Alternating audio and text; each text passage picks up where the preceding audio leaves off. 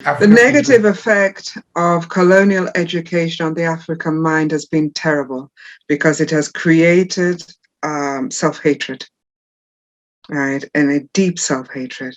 And you can see that in the whitening of the skin, for example, the straightening of the hair, the no caring about the African history, and preferring, for example, French or British English, or Spanish and Spanish from Spain, that kind of thing.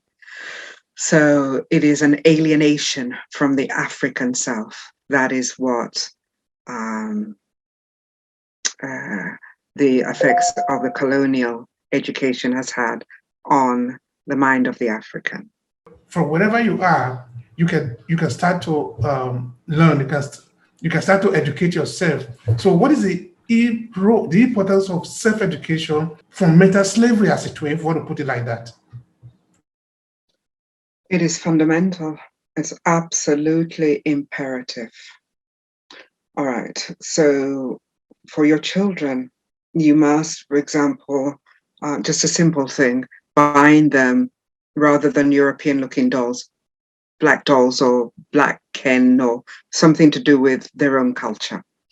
And also linking them with their grandparents, the people that are still practicing traditions, not people that are involved in the colonial way of thinking, but those that are still practicing their own traditions. This is one way to begin to undo the mental slavery that has happened. Turn off the television. Take your kids out into nature, right? Teach them about the plants and herbs of the field.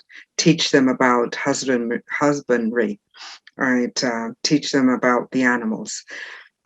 Teach them about their own traditions. Get them books, because now you can buy books, right, on Amazon very cheaply about your own culture.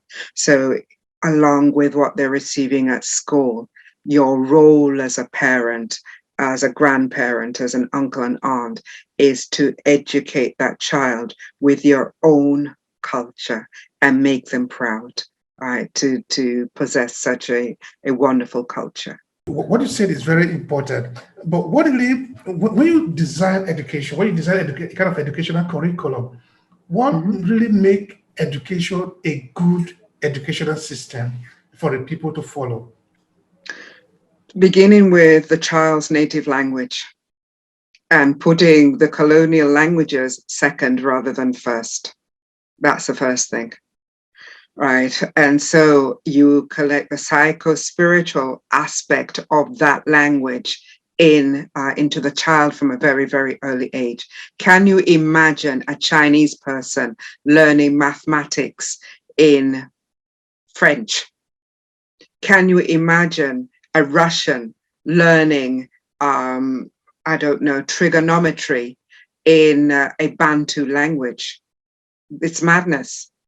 So I think overhauling from a very early age the educational system and making it, creating it from your language perspective. One of the things that shocked me, I have to say this, was I was trying to learn Kikuyu, right, which is a Bantu language out of Kenya, and realized that there aren't any dictionaries. No dictionaries. How can you pass the language on if you don't have any dictionaries? And I think that was done on purpose. If you go to any European or American school or wherever, even in a basic hotel, you can find a small dictionary, and they're given out for free with their language. How come the Africans don't have a dictionary? Where are your dictionaries? How can you pass your language on? Was it done by design so that you would slowly lose every aspect of your culture and therefore be, mentally enslaved forever, each generation? Because your language connects you to your spirituality.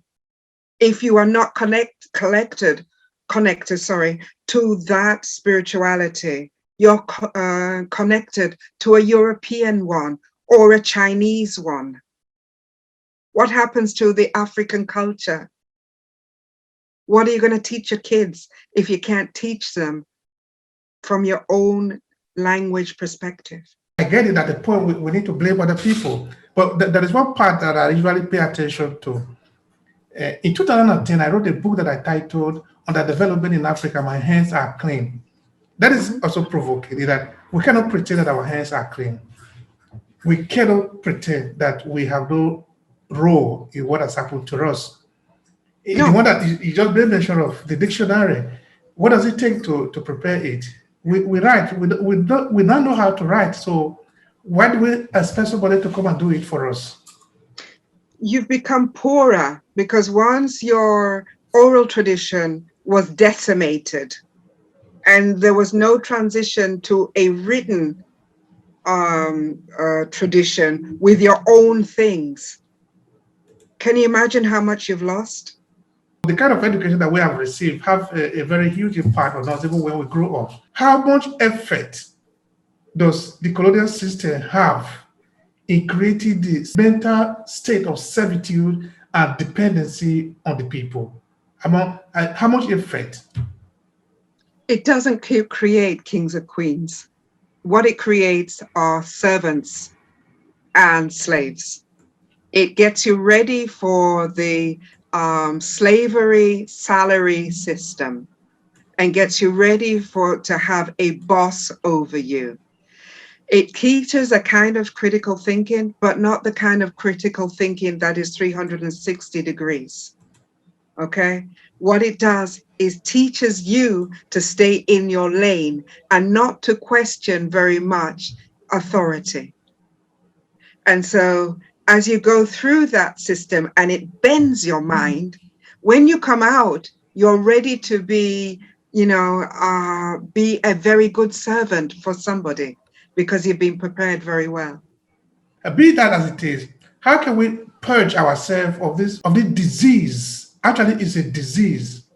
How do we clean ourselves? If that is even such a possibility. I think it's going back to the spirituality and reclaiming and knowing that it's okay. Getting rid of the colonial spirituality and going back to true spirituality. Because the African actually had a direct connection with the Most High.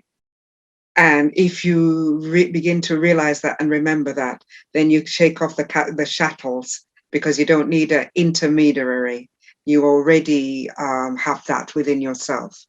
And then looking at the spiritual aspect of everything that you're learning, as I said in the beginning. So whether it is French or not French, whether it is mathematics, biology, chemistry, physics, but looking also connecting with the spiritual aspect of that, because that is African. Now, if you came together with that kind of thinking, then you can shake off everything. And then realizing that the Creator made you already beautiful. You don't have to bleach your skin. You don't have to straighten your hair. You can be proud of your African clothes and your African things that your forefathers left for you. And knowing that the food that the Africans, traditional food, was very healthy, because if it wasn't, you wouldn't have people living to 150, 160, 180 years old. In the West, that is unheard of. Okay? So you need to reevaluate what you have and put it up on a pedestal instead of trying to hide it under the bushel and pretend that, it's not there or there's something, the grass is greener. It's not.